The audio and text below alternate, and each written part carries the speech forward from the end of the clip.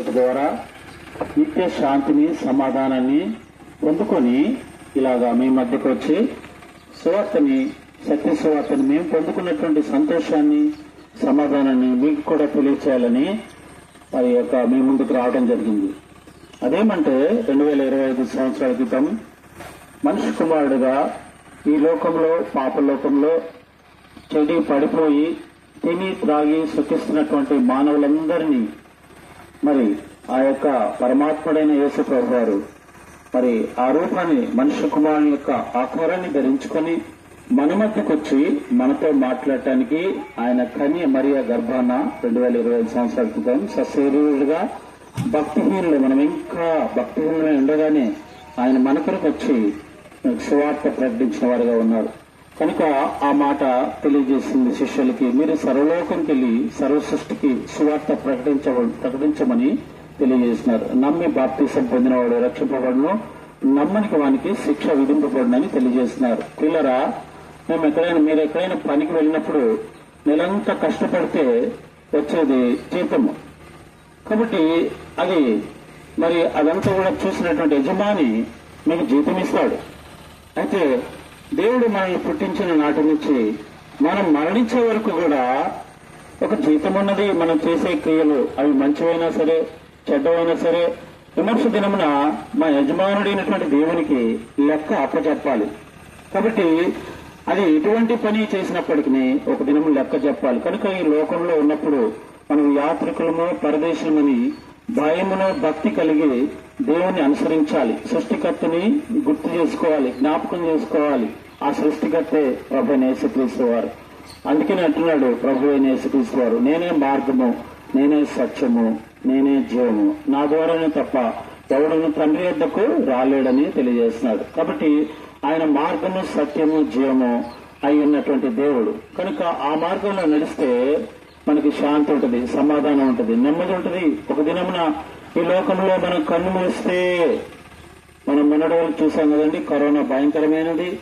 మరి తల్లి, పిల్ల, చెల్లి ఎవరు కూడా భేదం లేవు, అందరినీ కూడా తీసుకుని వెళ్లిపోయింది. చాలా మంది నష్టపోయారు, కన్నీరుగా వచ్చారు. కాబట్టి ఎప్పుడు కన్ను మూస్తామో తెలియదు. కనుక దీపం ఉండగానే ఇల్లు చక్కబెట్టుకోవాలి, ప్రాణం ఉండగానే ప్రభు నమ్ముకోవాలి.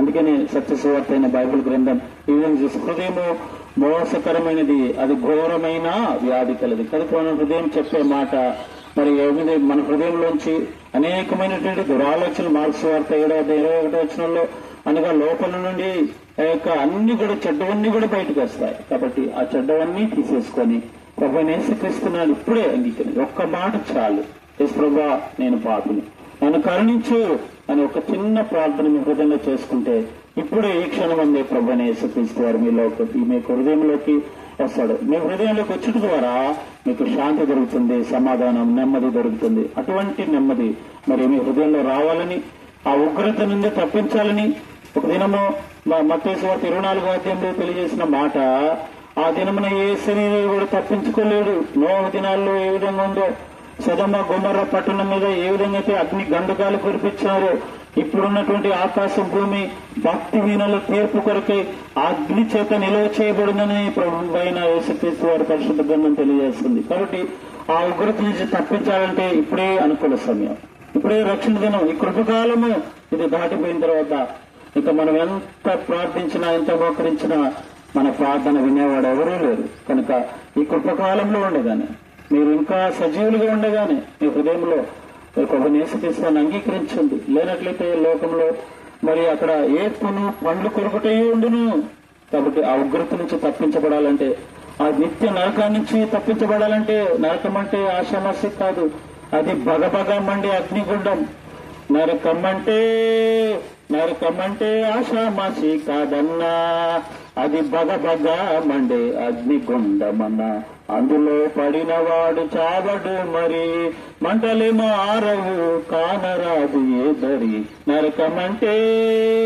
కాబట్టి పిల్లరా, అది మనం ఎంత దరి చేసినా గానీ మనం చేరుకోలేము. కాబట్టి ఇప్పుడే ప్రభువైన యేసుక్రీస్తు వారు పిలుస్తున్నారు. అసలు ఒక్క హృదయంలో చిన్న ప్రార్థన చేసుకో. యేసు ప్రభు అని నీ నోటితో ఒప్పుకుంటే చాలు, నీ హృదయం నుండి విశ్వసిస్తే నువ్వు రక్షింపబడతావు. నువ్వు ఎంత దీర్ఘ ప్రార్థన చేయాల్సిన లేదు, ఎంత తీర్థయాత్రలు చేయాల్సిన లేదు, ఆయనకి కావాల్సింది కొవ్వొత్తులు కాదు, ఆయన వాల్సిన కొబ్బరికాయలు కాదు, ఆయనకు కావాల్సింది నీ హృదయమే.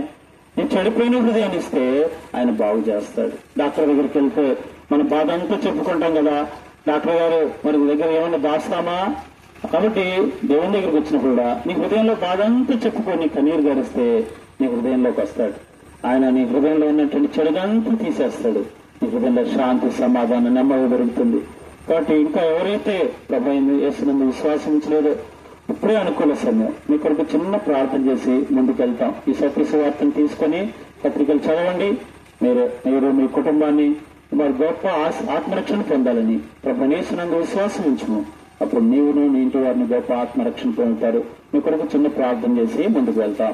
దయచేసి స్థలంలో ఉంచినట్లయితే ప్రేమగల తండ్రి, పరిశుద్ధమైన యెహోవా, ఈ యొక్క పెరంలూరు గ్రామంలో ప్రభా ఈ యొక్క మరి తండ్రి అనేక వీధుల్లో మీ సువార్త ప్రకటిస్తున్నాం. మీ సత్య సువార్తని ఎంతమంది అయితే విన్నారో మైక్ ద్వారా, ఎంతమంది అయితే కరపత్రికలు చదివారో వారి హృదయంలో మీరు కార్యం జరిగించండి. మీ ఆకర్షిస్తాం తప్ప ఎవడు మీ వద్దకు రాలేడు. ప్రభా నీవు నిజమైన దేవుడు అని, దేవుళ్ళలో నీ వంటి వాడు ఒక్కడునే లేడని, ప్రభా నీవే పరిశుద్ధుడు అని, కనుక మీరు పరిశుద్ధులని మేము కూడా పరిశుద్ధులే ఉండాలని ఆశపడుతున్నాం. నీ బిడ్డలకు ఇవ్వబడిన వాక్యాన్ని నీరు కట్టి ఫలింపజేయండి.